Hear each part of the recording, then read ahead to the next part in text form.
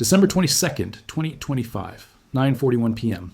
Eastern. Silver just crossed $70 per ounce. Not intraday, not a wick, not a rumor.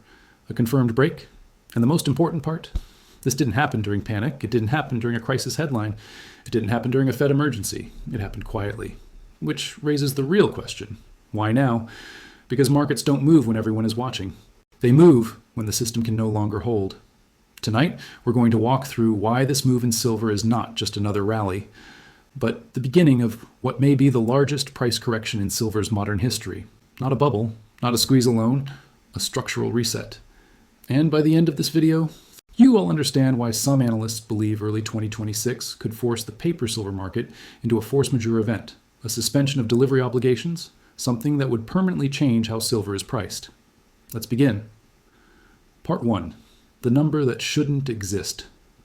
Silver 70 toward 11 per ounce. Let that sink in. For decades, $50 was treated as impossible. $30 was overbought.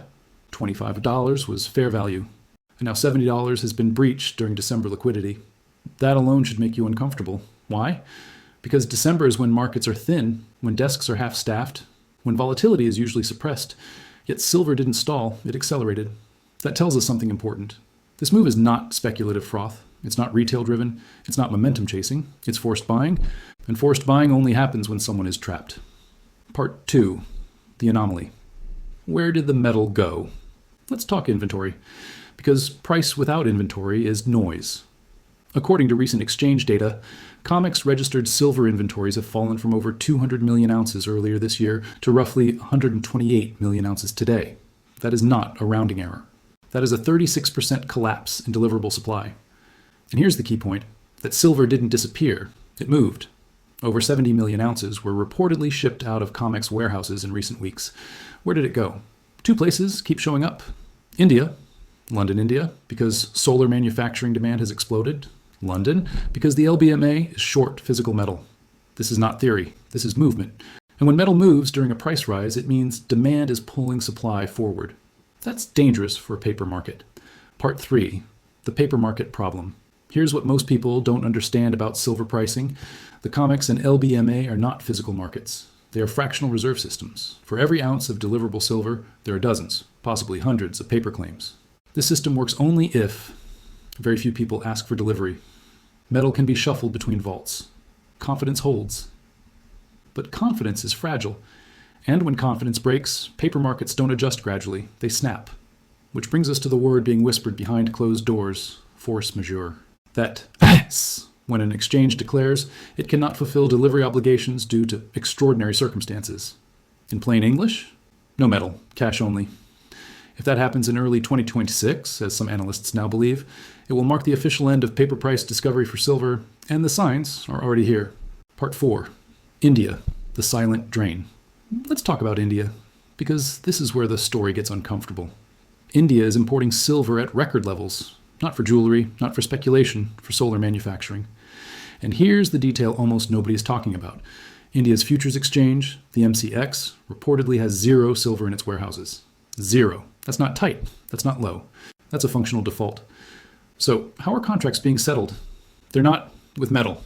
They're being rolled, delayed, or settled in cash. That's fine, until it isn't. Because once an industrial user needs delivery, not profit, the system breaks, and that demand is accelerating. Part 5, hidden demand, the solar lie. Now we need to address a controversial claim. Official industry reports say solar used around 200 million ounces of silver in 2025, but some analysts argue the real number is closer to 350 to 450 million ounces. Why the discrepancy? Because millions of solar panels are manufactured, warehoused, and not yet installed. The silver is already gone, but it doesn't show up in consumption statistics. It's embedded, locked, unavailable. That's not demand in theory. That's demand already paid for. And once metal is embedded in infrastructure, it never comes back. Recycling is not optional. Substitution is not viable. Delay is not acceptable.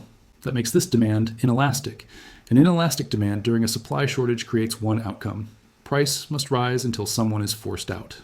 Part 6. The choreographed dance. For years, the silver market survived through choreography. Banks swapped paper positions. Metal was leased, released, and rehypothecated. Bars moved between vaults to meet obligations. It looked orderly. It wasn't. It was fragile. Now that choreography is failing, why? Because the metal is no longer available to shuffle. When metal leaves the system for India for industrial use, it does not come back. And once that happens, the paper promises start competing with each other. That's when price discovery breaks. Part 7, two-tier silver, money versus industry.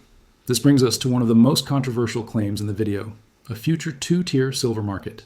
Industrial silver, monetary silver. Same element, different price. Pre-1965 US silver coins, 90% silver, are central to this argument. Why? Because they are widely recognized, difficult to counterfeit, historically monetary, outside industrial supply chains. The claim is that if silver resumes a monetary role during currency stress or market failure, these coins could trade at a premium far above industrial bars, not because they contain more silver, but because trust matters. And trust is scarce in systemic stress. Part 8. History.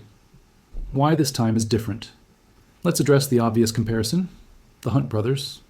That squeeze was speculative, leveraged, centralized. Regulators changed the rules. Liquidation followed. Price collapsed. This is not that. Today's pressure comes from industrial users, national supply chains, sovereign demand.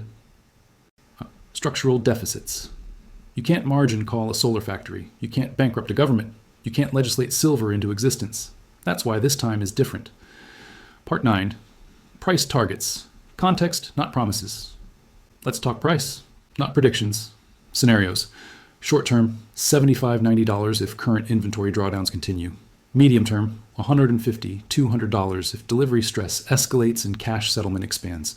Long term, 600 plus is discussed by some analysts, not because of hype, but because 2 centuries of suppression unwind violently. Do not fixate on numbers. Focus on mechanism. Shortages don't end politely. They end when price destroys demand. Part 10. Risks. Be honest. Let's pause here. Because if we're going to talk about a structural shift, we also have to talk about what it looks like while it's happening. This will not be smooth. It never is. There will be pullbacks, sharp ones, sudden ones.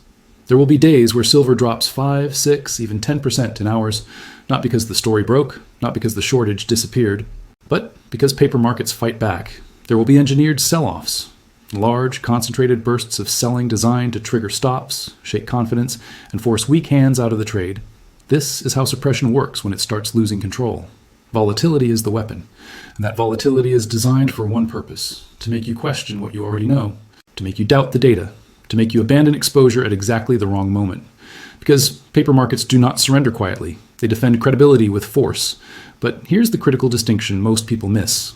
Volatility is not weakness. In fact, in commodities, especially in physically constrained markets, volatility is often the clearest signal of stress. Smooth price action implies balance. Violent price action implies strain. It implies mismatched promises. It implies delivery risk. It implies a system trying to stretch metal that no longer exists in sufficient quantity. And right now, that stress is not decreasing. It is rising. Every drawdown in registered inventory increases it. Every industrial offtake increases it. Every ounce that leaves a vault and enters a factory increases it. The market is not breaking because silver is strong. It's breaking because the structure beneath it is weak. Part 11. What this means for you. Now let's make this practical. Because this isn't about day trading. It isn't about timing candles. It isn't about predicting the next $2 move. This is about exposure.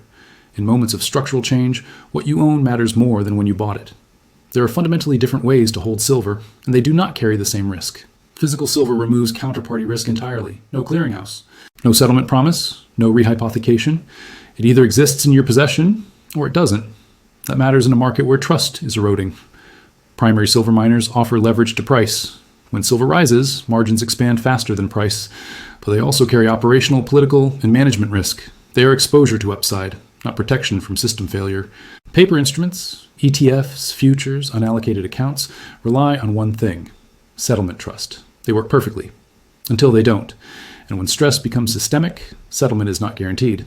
That doesn't make paper instruments useless, but it does mean you must understand what risk you are actually holding. This moment is about alignment, aligning exposure with conviction, aligning structure with thesis. Choose accordingly. Part 12. Final reality. Check. Let's be absolutely clear. This is not financial advice. This is not a promise of price. This is not a guarantee of outcome.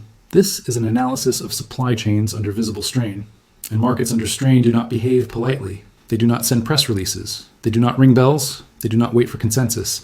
They whisper first, in inventory reports, in lease rates, in delivery delays, in unexplained price behavior. And then, once denial collapses, they move violently. That is not emotion. That is history. Conclusion. The moment has arrived. December 22nd, 2025 may not be remembered as the day silver hit a number. It may be remembered as the day silver stopped pretending. Not because the chart broke out, but because availability failed. Because the illusion of abundance finally cracked. For decades, paper claims masked physical limits. But physical limits don't negotiate.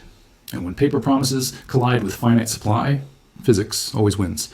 If this analysis helped you connect the dots, if it clarified what the headlines won't say, if it gave you a framework instead of a prediction, like the video, share it with someone who needs to see it. Subscribe to stay ahead of what's unfolding. Because this story is happening in real time, and when the system finally admits the truth, it won't wait for permission.